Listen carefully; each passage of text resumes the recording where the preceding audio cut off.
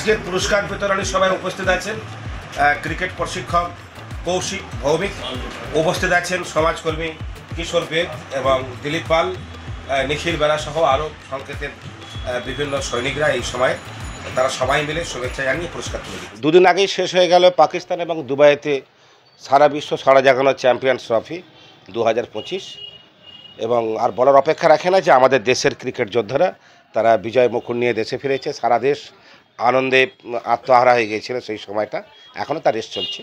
তো champions trophy নিয়ে কোলাঘাটে একটা বিশেষ আয়োজন ছিল। কোলাঘাট সংকেতের উদ্যোগে আমরা 5টি প্রশ্ন ক্রীড়াপ্রেমীদের উদ্দেশ্যে রেখেছিলাম।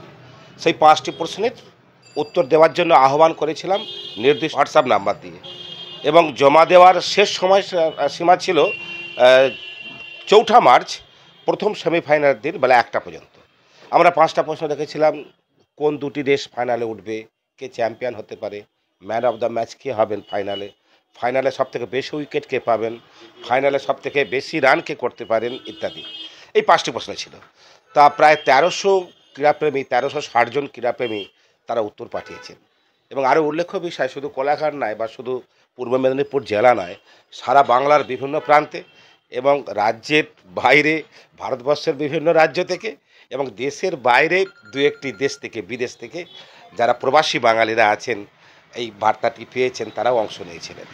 তো তার মধ্যে 7 জন 4টি করে প্রশ্নের সঠিক উত্তর দিয়েছেন, 6 জন দিয়েছেন 4টি করে, আর একজন 5টি প্রশ্নের সঠিক উত্তর দিয়েছেন। তারা এখানে এখন উপস্থিত এবং আমরা তাদের হাতে পুরস্কার তুলে দেবো।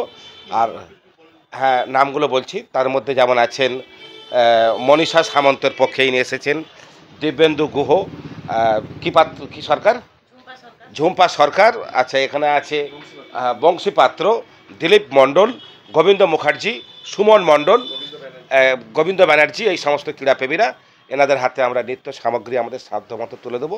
আর একটা বিষয়, শুধু এই বছর নয়, গত প্রায় 30 বছর আন্তর্জাতিক স্তরে ক্রিকেট এবং ফুটবল নিয়ে যে সমস্ত আয়োজন হয়েছে, আমরা অনুরূপ আয়োজন করেছি ক্রীড়াপ্রেমীদের আনন্দ দিতে, এবং প্রায় 150 শতাধিক মানুষ পুরস্কৃত হয়েছেন। তাদের সবার শুভেচ্ছা নিয়ে